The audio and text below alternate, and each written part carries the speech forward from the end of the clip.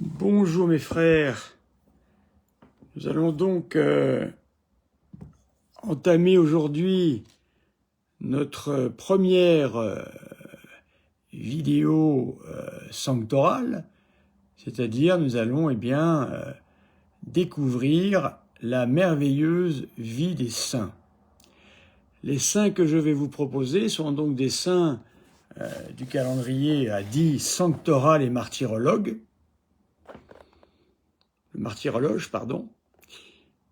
mais vous allez en découvrir pas mal, parce que chaque jour, évidemment, il y a un grand nombre de saints inscrits dans ce catalogue.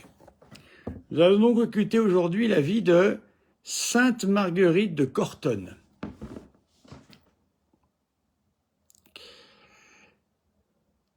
Alors, Sainte Marguerite fait partie des saintes, un petit peu comme Sainte Marie-Madeleine, qui a vécu une vie de péché avant de se convertir.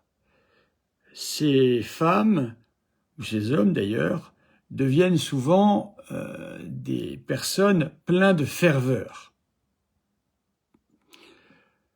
Marguerite de Cortone est appelée comme ça à cause du lieu de sa sépulture.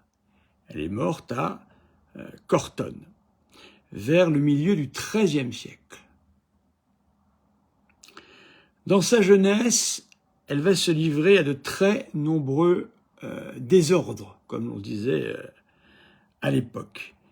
Des folies, le libertinage des sens, et cette femme qui un jour devrait, quant à son cœur, appartenir au bon Dieu, en tous les cas, dans sa jeunesse, c'est une femme vraiment qui va se livrer à ce que l'on appelle toutes les débauches. Elle cherche toutes les jouissances, tous les plaisirs possibles que peut donner la vie du corps. Alors, lorsque l'on regarde les éditions les éditions de ce qu'on appelle les bollandistes, les bollandistes ont édité la vie des saints pour tous les jours, et un grand nombre de saints d'ailleurs, très diverses, très variés. Il y a vraiment de tout dans les saints. S'il y a bien quelque chose qui n'est pas routinier, c'est bien la vie des saints. Mais on est tout de même assez discret sur les débauches qui ont pu être causées par Marguerite.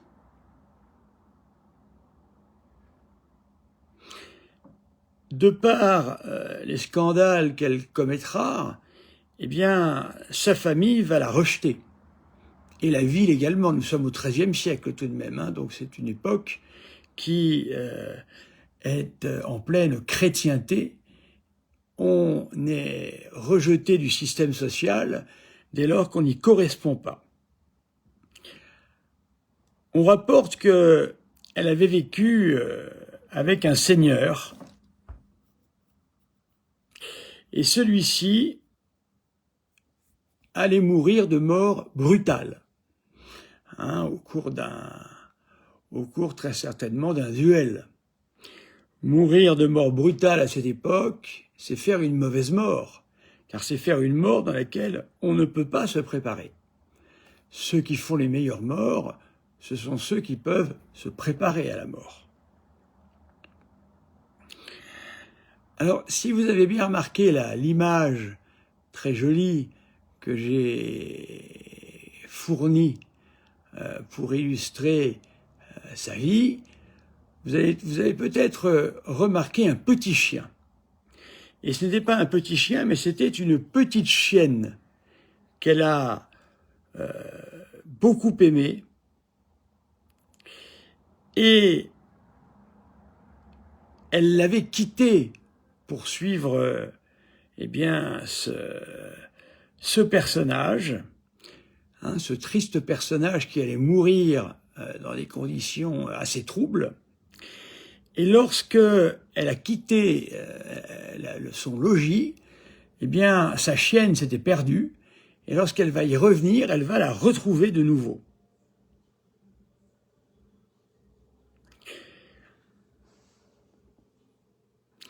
Marguerite, voyant sa petite chienne revenir comme ça, comprend qu'il y a quelque chose d'extraordinaire à suivre. À cette époque-là, même si l'on était des débauchés, il y en avait, on était tous chrétiens et on avait tous la connaissance minimum pour faire son salut. Alors, elle va se laisser emmener par sa petite chienne qui court devant elle lorsqu'elle la retrouve, et celle-ci va l'amener jusqu'à une pile de bois qui était près de l'endroit où elle vivait. Et qu'est-ce qu'elle va apercevoir là? Un choc. Vous savez, il y a des gens qui ne sont pas tellement habitués à voir des morts, et surtout à se rendre compte de ce qu'est véritablement la mort.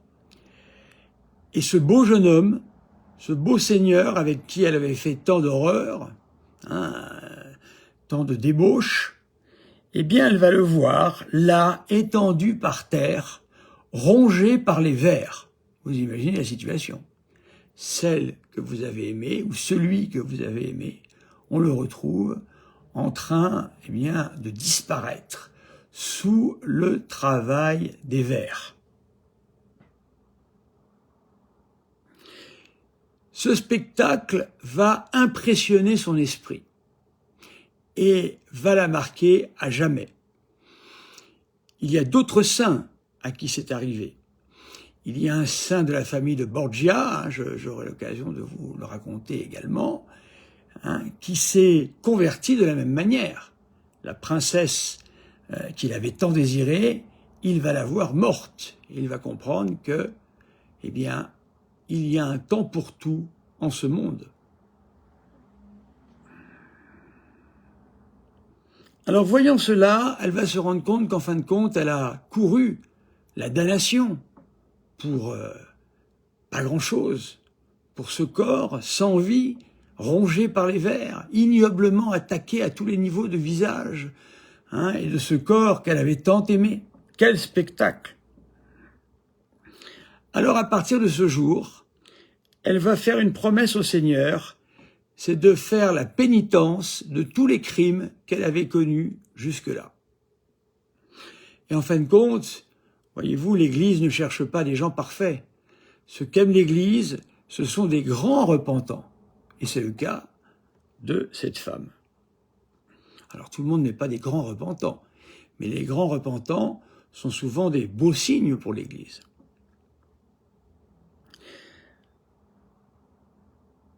Alors elle va d'abord aller voir son père. Alors, vous savez, à cette époque-là, le père a un rôle tout à fait important.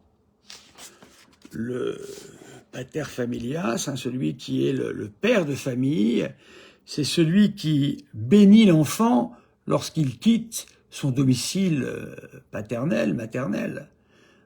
Lorsque la jeune fille va se marier, c'est le père qui bénit l'enfant.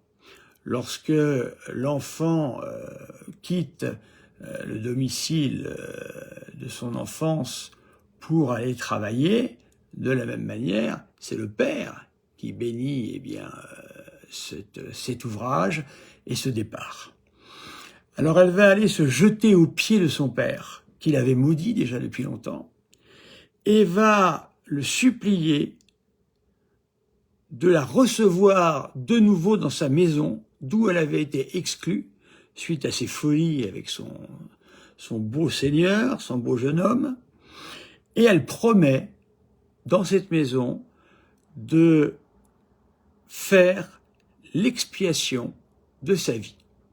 Alors évidemment, dans ces époques de grande chrétienté, ce qui est formidable, c'est qu'il y avait des péchés. On ne peut pas dire que Nul d'entre nous n'est capable de dire qu'il y avait moins de péchés ou plus de péchés que l'époque actuelle. Le drame de notre époque, ce n'est pas tant le péché, c'est l'absence totale de repentir. La dernière fois, je visitais des personnes, et une dame m'a dit, alors que j'expliquais que je m'étais occupé de son mari, qui allait bientôt passer de vie à trépas, qui allait mourir, elle me dit, mais enfin, mon mari a toujours été un homme parfait, sans péché. Mais qu'est-ce que ça veut dire, voyez? Ça, c'est vraiment l'époque actuelle. Notre époque n'est pas une époque particulièrement mauvaise par rapport au péché. Du péché, il y en a toujours eu. Mais notre époque est particulièrement mauvaise au vu de Dieu et attire la colère de Dieu. Vous savez, on attire la colère de Dieu depuis la fin du Moyen-Âge, vers le XVIIIe siècle. La première apparition sera celle à Sainte Marguerite Marie. La vie à cette époque-là des seigneurs et de la grande bourgeoisie est plutôt scandaleuse. Donc le problème, c'est la repentance. Aujourd'hui, nombre de personnes se moquent complètement du scandale qu'ils créent dans la société, des mauvais exemples qu'ils donnent. Ce n'est pas leur problème. Voilà. Donc, vous voyez, c'est ça qui est important de noter ici. Le père, voyant autant de résolutions chez sa fille, va dire, eh bien d'accord. Et elle va commencer, dans sa propre maison familiale, voyez-vous, une vie de mortification. Elle va vouloir réparer tout ce qu'elle avait détruit avec sa vie de débauche. Mais, il y a toujours un mais dans ces histoires-là. Sa belle-mère va très vite devenir jaloux d'elle. Pourquoi? Eh bien, parce qu'elle voyait que son repentir était vrai et que elle allait très vite faire l'extraordinaire, donner l'extraordinaire attention sur elle, tant elle est décidée à se convertir de sa vie de péché, un peu comme Sainte Marie-Madeleine. Ceux qui ont beaucoup péché, comme dit le Seigneur, sont très souvent ceux qui aimeront beaucoup, en cette vie, attention, bien sûr, en cette vie.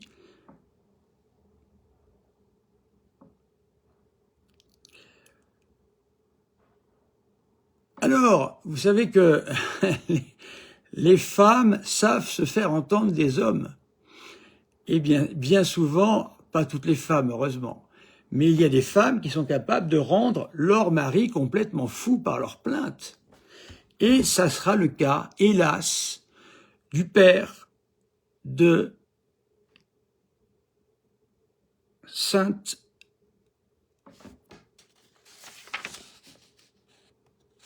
Marguerite de Cortone.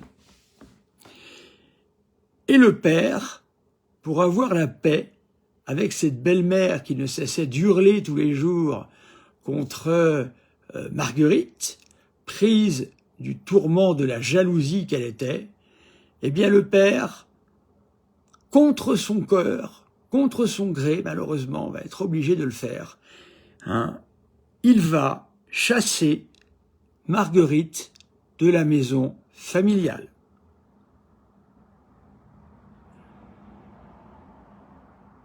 L'épreuve sera alors terrible.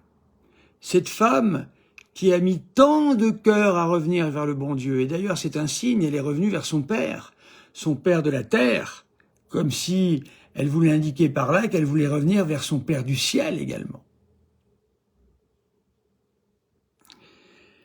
Elle était encore jeune à cette époque, elle s'était donnée très tôt à la débauche. Et elle était restée belle, et désirable, et désirée par certains hommes. Et elle pouvait pendant de longues années encore pouvoir profiter et jouir des plaisirs de la vie, sans aucune difficulté. Et le démon Vous savez, le démon, quand est-ce qu'apparaît le démon? Vous voyez, c'est pour ça que la vie des saints est très riche. C'est une vie de théologie aussi. On peut parler de théologie à différentes occasions et aussi dans la vie des saints. Car dans la vie des saints, on y voit agir les différents personnages qui interviennent soit pendant notre vie mauvaise, évidemment, le démon l'avait totalement prise à ce moment-là, mais là, le démon est encore plus sur elle, car il va chercher tous les moyens pour se débarrasser de cette trop encombrante pénitente qui risque de donner l'idée aux autres de faire la même chose. Alors le démon, à cette époque-là, ne cessait de la poursuivre. Comment? Eh bien, en lui susurrant à l'oreille, « Mais Marguerite, tu te souviens pas quand tu étais dans ta vie jadis, que de plaisir tu avais pris. Ah, qu'est-ce que c'était bien. Regarde, tu as décidé d'arrêter. Regarde maintenant tous les problèmes qui t'arrivent. Vraiment, est-ce que c'est vraiment quelque chose de bien? Voyons, voyons. » Voilà, c'était ce genre de discours qu'elle entendait. Son âme était comme déchaînée par un orage intérieur. Mais elle entendit, de par la providence divine, une voix intérieure. C'était évidemment, très certainement, la voix du bon Dieu. Et cette voix lui dit « Va bien vite à la ville de Cortone. Là-bas, tu trouveras un couvent de religieux de Saint-François, et là, tu iras leur apprendre que tu souhaites faire l'expiation de tes péchés. » Entendant cette inspiration divine, Sainte Marguerite va se rendre aussitôt, sans perdre de temps, au lieu indiqué. Et là, elle va entrer dans ce que l'on appelle le tiers-ordre. Vous savez que toutes les personnes, pour des raisons diverses et variées, ne peuvent pas ou ne veulent pas rejoindre la vie religieuse. Dans ces cas-là, ils ont quelque chose qui leur est proposé et où il y a énormément de saints, il faut le savoir, à travers le siècle, il y a eu de très grands saints dans ces lieux-là. C'est ce que l'on appelle les tiers-ordres. Les tiers-ordres, eh bien, ce sont des sociétés religieuses, comme par exemple la congrégation, eh bien, ici, des franciscains, qui acceptent un certain nombre de personnes comme aidant spirituellement et matériellement à la vie des franciscains.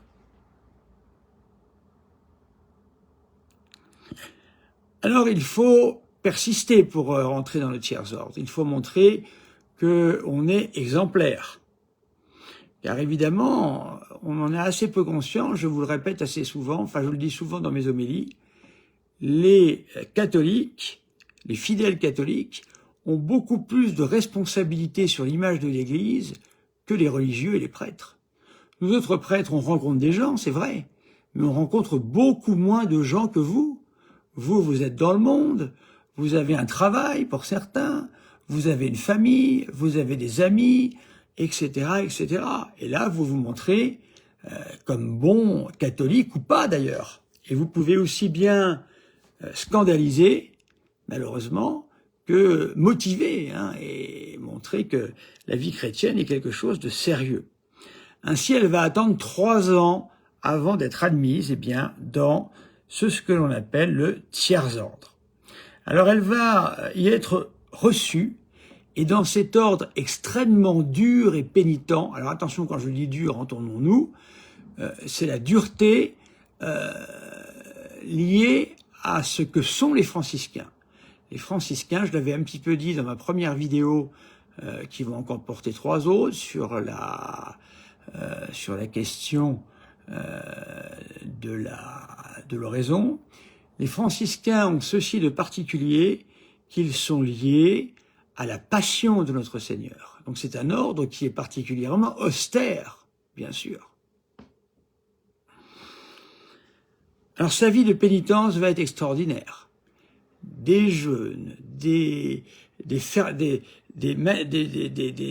jeûnes, des privations, des mortifications en tout genre. Ça va être une vie extraordinaire, ici, qu'elle va vivre, d'imitation de la croix et de la passion de notre Seigneur. Le jour et la nuit, eh bien, elle châtiait son corps et elle le réduisait de telle manière que si la grâce du bon Dieu n'avait pas été là, elle n'aurait jamais pu supporter ce que l'on appelait jadis les macérations. Alors il faut bien vous dire que elle recevait dans son cœur la grâce du bon Dieu. Nous autres, nous sommes effrayés parce que nous n'avons pas la grâce. Ne nous laissons pas effrayer par cela.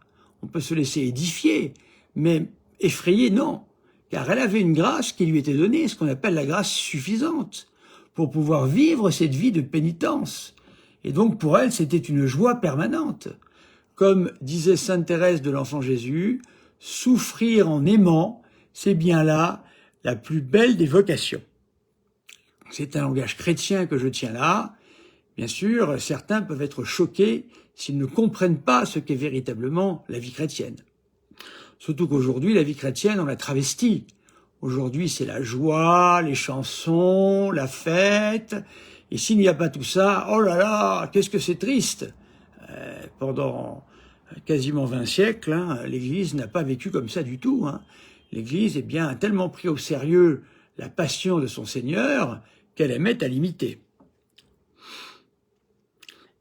Elle avait un tel ressentiment et une telle douleur de ses fautes passées qu'un jour, elle se fit traîner la corde au cou, c'était une pratique de l'époque, par une petite ville locale, avec une femme qui disait d'elle, « Voici cette Marguerite qui a perdu tant d'âmes, voici cette pécheresse qui a perdu votre ville. » Alors, ça peut nous étonner tout ça, mais c'était les pratiques courantes à l'époque. D'ailleurs, si l'on regarde la vie des saints, alors ce n'est pas un saint dont je vais vous parler, mais c'est le père Lacordaire. Le père Lacordaire, qui a été un très grand dominicain au XIXe siècle et qui a, entamé les grandes prédications de Carême à Paris. Le père Lacordaire voulait se faire flageller avant de prêcher pour ne pas se laisser aller justement à l'orgueil qui enfle la tête, car la science enfle la tête. Voyez-vous, donc c'était les pratiques courantes. Alors il y avait un peu là-dedans de romantisme, évidemment, vous l'imaginez, car toutes ces excentricités de saints, en fin de compte, portaient une trace de romantisme, bien sûr, et d'exagération. Mais allons-nous nous plaindre d'une exagération d'amour? Car à travers tous ces témoignages, Sainte Marguerite voulait montrer quoi? L'amour qu'elle avait pour le bon Dieu et l'horreur de cette période où elle s'était détournée de Dieu, voyez-vous? Et ça ne pouvait la plonger que dans un abîme de joie, bien sûr. Pourquoi? Non pas que les chrétiens soient des sadomasochistes, mais qu'est-ce qui la rendait dans un abîme de joie? C'était de retrouver son Seigneur, bien sûr. C'est la seule raison de notre vie ici-bas, le bon Dieu et la Vierge Marie. Le démon l'avait suivi jusqu'au cloître, bien sûr. C'est pas quand on rentre au cloître que le démon disparaît, bien au contraire. Le démon, vous savez, j'ai l'habitude, quand on rentre dans un couvent, le démon ne vous lâche plus. Il ne vous lâche plus. Il fait tout pour que vous renonciez d'abord aux vœux, quand vous êtes novice. Il vous fait des scrupules terribles en vous disant « mais regarde, qu'est-ce que tu fais là ?» etc., etc. Et après, ça continue, un peu moins après. Mais il est toujours là, le démon, toujours dans ces vies où nous sommes assez démonstratifs, par exemple, comme Sainte Marguerite ici, pour une vie imitant la passion de Jésus. Alors le démon, évidemment, cherchait à lui inspirer l'horreur de cette vie, en disant « mais qu'est-ce que tu fais là? Ma pauvre amie, tu abîmes tes genoux à force d'être à genoux à prier. Regarde comme tes jambes étaient belles avant. Les hommes aimaient voir ces belles lignes de tes jambes. Et ben regarde aujourd'hui qu'est-ce que deviennent tes genoux. Tu as des genoux de chameau maintenant. » Voilà. et lui expliquer que jadis, elle était la plus belle des femmes du lieu et maintenant elle est en train de devenir la plus laide. Voilà, c'est ce genre de choses évidemment que le démon lui inspirait régulièrement. Mais Jésus l'avait choisi et elle avait choisi Jésus. Ça commence toujours par la première, hein. C'est d'abord Jésus qui nous choisit. Et donc, elle savait qu'elle faisait tout ça par amour, et le bon Dieu savait venir la réconforter et la soulager pour lui dire « Marguerite, ici tu mènes la vie que je t'ai demandée ». Il lui avait dit, dans quelques instants mystiques, où elle entendait sa voix, eh bien, d'être toujours présente dans la communion quotidienne, chose rarissime à l'époque. Mais ça avait été accepté par son directeur spirituel. Et c'était alors qu'elle communiait, qu'elle trouvait à la messe, la Sainte Messe, la force de résister aux démons. Sans la messe, elle n'aurait jamais tenu, hein, il faut le savoir. Hein. Après beaucoup d'années passées dans cette vie si difficile de la pénitence, où elle avait largement réparé les désordres de la jeunesse et les scandales, hein, qu'elle avait pu donner, qu'elle allait bientôt recevoir à travers sa mort la récompense divine. Alors elle allait être assistée en ce moment par toutes les âmes que ses prières avaient délivrées du purgatoire. Voilà une belle pratique, chers amis, que nous avons oubliée aujourd'hui. Hein. Enfin, pas tout le monde, mais il y en a beaucoup qui l'ont tout de même oublié. C'est-à-dire qu'il faut se souvenir que on peut prier pour les âmes du purgatoire, pour leur délivrance, leur faciliter la délivrance. Ainsi, il y a des prières avec indulgence qui permettent de délivrer les âmes du purgatoire. Pensons-y régulièrement, ça existe toujours aujourd'hui, ça n'a jamais disparu. Voilà. Et au moment de notre mort, et même pendant notre vie, c'est elles qui viendront nous chercher et nous rendront l'appareil, et elles nous faciliteront le moment de notre mort pour faire le moins de purgatoire possible. Alors elle allait être assistée par ces âmes, en ce sens que, comme tous les saints, elle allait monter directement au ciel. C'est ça qui qualifie les saints. Les saints ne passent jamais, habituellement, par le purgatoire. Normalement, c'est toujours comme ça. Alors, elle allait mourir et rendre son esprit à Dieu le 22 février 1297. Autour de son tombeau, il y eut de très nombreux miracles. Car vous savez que pour canoniser quelqu'un, il y a différentes étapes. D'abord, on va regarder ses vertus, ce qu'on appelle les vertus qui sont les siennes, les vertus de force, tout ce qu'elle peut posséder comme vertu, on va les regarder, et on va demander l'héroïcité des vertus. Eh bien, ensuite, pour devenir bienheureux, il faut faire un miracle. Et ensuite, devenir sainte, il en faut un deuxième, authentifié par les autorités religieuses et médicales, bien souvent. Ici, après sa mort, elle allait connaître, tenez-vous bien, 10 résurrections miraculeuses. C'est-à-dire des morts qui vont ressusciter. Et son corps, vous savez qu'à chaque fois que on procède à une béatification, on sort le corps et on ouvre le tombeau pour voir dans quel état est le corps. Et là, eh bien, c'est un miracle mystique qui est assez connu. Beaucoup de saints ont eu ça. C'est une odeur très agréable qui sortait de ce corps, qui s'était conservé sans corruption. Ce fut le cas de Sainte Thérèse de l'Enfant Jésus.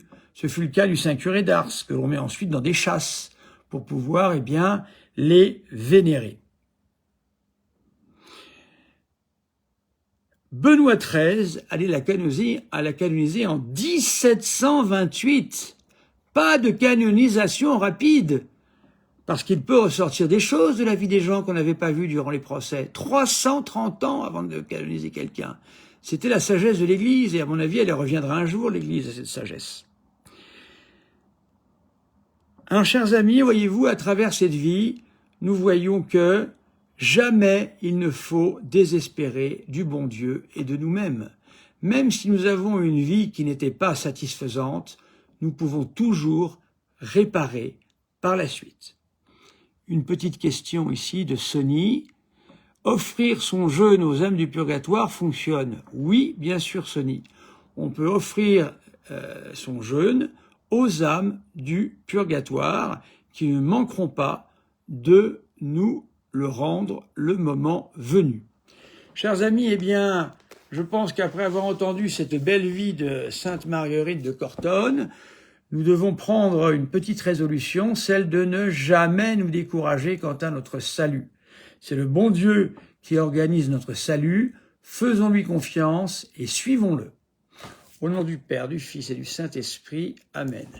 Je vous salue Marie, pleine de grâce, le Seigneur est avec vous.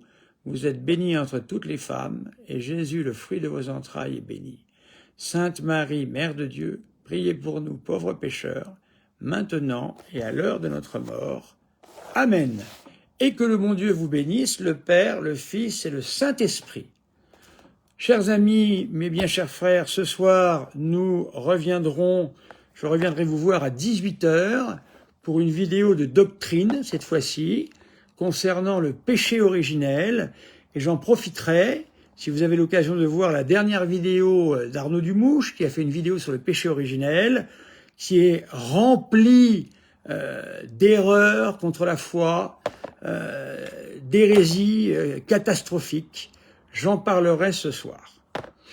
Arnaud Dumouche, à qui j'ai fait une demande particulière de me laisser la libéralité de prendre au moins la voix dans ses vidéos, m'a refusé cette libéralité-là, au prétexte de me dire que j'allais détourner ses propos. Mais il comprend rien, c'est le contraire. Arnaud, si vous m'entendez, si je peux vous donner votre voix, je ne vais rien détourner du tout. Mon but n'est pas de détourner, ça ne m'intéresse pas. Si Arnaud Dumouche ne disait aucune bêtise, hérésie, je ne m'occuperai même pas de sa vie et de son œuvre surtout. Mais là, il est sur Internet, c'est-à-dire qu'il rend public des hérésies. Et c'est ça le vrai problème, parce qu'il les rend publiques. Il les donne à tout le monde, comme si c'était la vérité de l'Église. Et c'est pour ça que je pense qu'il est important de s'en occuper. À cet après-midi, chers amis, 18h.